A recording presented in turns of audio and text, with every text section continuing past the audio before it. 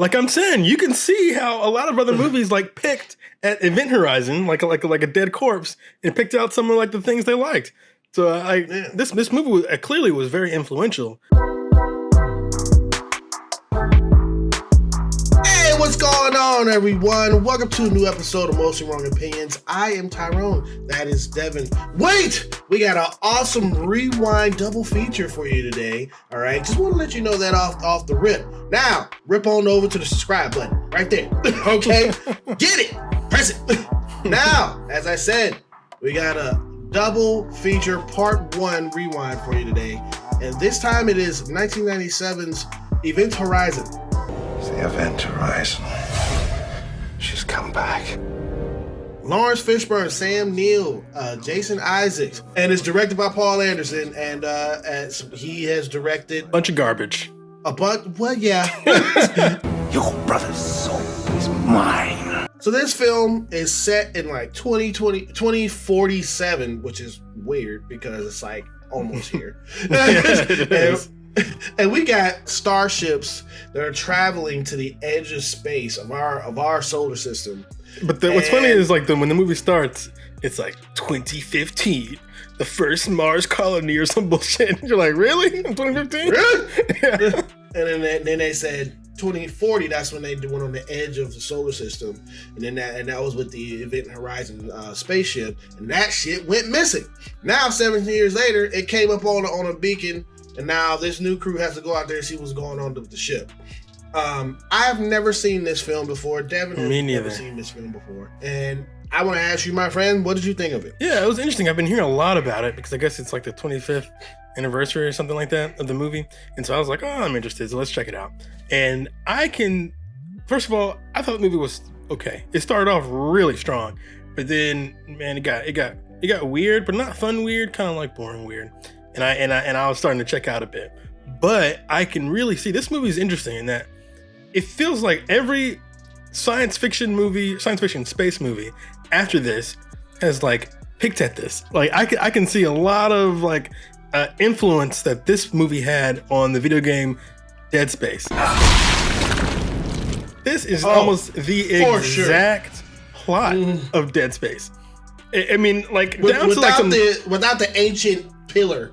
It had a different like MacGuffin type deal, but there were like a lot of like details that were in Dead Space that were in Event Horizon, like them using drilling machinery as guns. And I was like, oh, that's pretty cool. Like I can really see how Dead Space, I think, in my opinion, improved upon this. The Event Horizon, it went missing, and it's apparently the worst space accident ever, and so these guys are going to go investigate, but of course there's more to it than they realize. And when they get there, all the crew is like dead, and they're like, oh, what happened to the Event Horizon, and blah blah blah blah blah. But this mystery is very interesting at first, but my interest level for the mystery kept going lower and lower and lower, and that's because the movie gave us like no clues for a long time as to what was happening. I'm like, can someone just tell me what's happening so I can get invested into this film, please? That didn't happen until really late. Like every character in there kept saying, "What the hell is going on?" Yes, exactly. What the hell is that? And I'm like, answer him. What is it? Answer him. Tell me, so I can get into this film. I'm here. I like the way the movie looks. I liked our cast. The beginning, I thought with this mystery, it was creepy and scary. I was in, but the movie left me hanging for a long time. And then when we finally found out what happened to the Event Horizon, I was less into it. And then I just thought it was freaking weird. I'm like, oh, so the villain is the ship itself? I'm like, oh, so this is a haunted mansion in space type of deal? I'm like, it's a haunted mansion thing in space, and it's all through their mind. Yeah. The ship picks at the things that are in their mind that it's like their desires or their fears, and it turns them against them. And because of that, I think I can see why this movie is a cult classic, because I think the first run through, like a dry run through like we did, not that interesting. But now that you finally know what the mystery is, I think the movie, like when I think about the movie, there are some more mysteries that kind of pop up. Like what what was real? What actually happened on the ship? And the answer legit could be nothing, right? You know what I'm saying? Like all the scary things they saw might not have even been on the ship. So like what was real? What was a hallucination? I think that's interesting. So I could see how maybe on second viewing you really get into this, try to pick at, what actually happened, what didn't. I could possibly, come to a conclusion saying that, yeah, the ship like made them stir crazy because of what happened. Because the whole thing is, sure. And they did it to themselves. Because the whole thing is, Sam Neill explains exactly what every single scientific movie or science fiction movie explains about time. I hate that. They threw the paper bin. I knew it was coming. Me too. I was sitting there. I was like, "Don't you grab that piece of paper? Don't you do it?" And he's like, "How can I explain this? Okay, what if there was a piece of paper?" I'm like, "God damn it!" And you bend space time, and then you punch a hole. I'm like, die. I hated that. It was so terrible. That's probably the most repeated thing, because they do it exactly in Interstellar. They do it in one of my favorite shows I've been talking about forever, The Orville. Oh, it's man. It's like you can't have a movie without someone folding a piece of paper and poking a pin through it. Like, God, I thought that was so frustrating. But that was cool. I'm like, I kind of gave it a pass because it's 1997. So maybe it wasn't quite as played as it is now. That wormhole is it's not like in our space time. It's in another dimension, and that dimension they went through is like hell. Yeah, and see that's kind of interesting too. Like they passed through another dimension, and was it actually hell? Was it literally hell, or was it like hell? And I guess it doesn't really matter because whatever it was freaking terrible. And it seemed everyone, like, I guess, killed themselves. Because, like, again, like, what actually happened when you really start thinking about it? What actually happened on the boat? Or on the boat, huh? On the starship. Yeah. I guess nothing. Because everyone seems to have mutilated themselves or hurt themselves. Which, again, I think that's interesting. That's an interesting little twist. I like the acting performances in this. Especially, like, Lawrence Fishburne is just so regal. Killed the He's game, so regal, dog. man. He was like the dude. I'm like, yeah, I would follow Lawrence Fishburne anywhere. You know the rules, people. Someone drops the ball, we get the call. Now, let's go. And like, what's funny is even the music has that like, so I got like that strong like Matrix feel from it. And this is Lawrence Fishburne 2 years away from becoming Morpheus. Like I got strong Morpheus vibes, and I liked that quite a bit. Yeah, Sam Neill was creepy in this, and I was like, this is totally different from Dr. Allen, huh? Yeah, because he starts off and he's having these hallucinations, Allen. And it's another thing about the film. He's having hallucinations before they get to the boat. Before they get to yeah. So I'm like, how did that happen? How is he already flipping out? Which again makes me think, like you said, maybe y'all just went stir crazy. Maybe nothing happened on the event horizon, and that's kind of fascinating in itself. The black hole powered the ship. Right. That's where the name comes from. The event horizon. The point where nothing escapes the black hole. So yeah, they build a black hole in the middle of the ship, and somehow it doesn't kill everybody. Somehow it just transports them to another destination. Except, yeah, like you said earlier, instead of transporting to another destination, it went through hell first. It's as if the ship brought back something with it, a life force of some kind. What are you telling me, that this ship is alive? So I guess everybody went down their own personal hell, right? So like they had one lady who she couldn't stop seeing her son, and her son was always hurt, and she was like, "Oh my God, let me help you." And I guess that was her personal hell.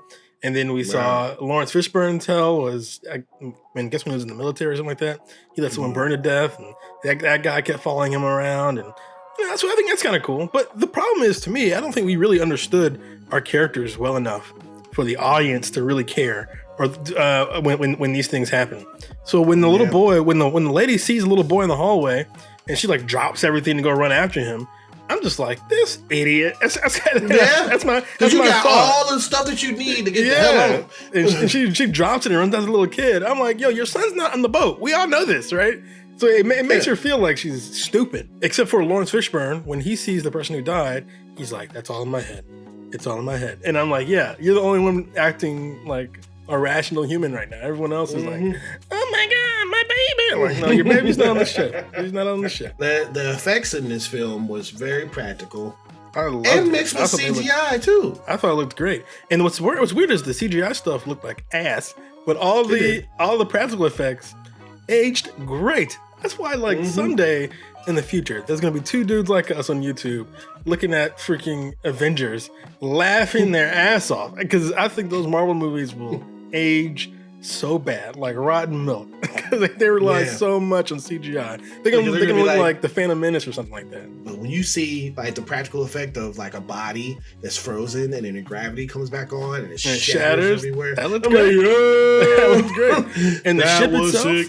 like one of the opening shots of the ship like going through space, I'm like, that looked real. I'm like, how did they do that in 1997? But miniatures, of course. So I'm a big. I think I really like practical effects. The only thing that didn't look real is when they was trying to fix the ship and they put like aluminum foil on the outside. I'm like, that's aluminum foil. Stop it. you trying to cook some or you trying to fix a plane? What you trying to do?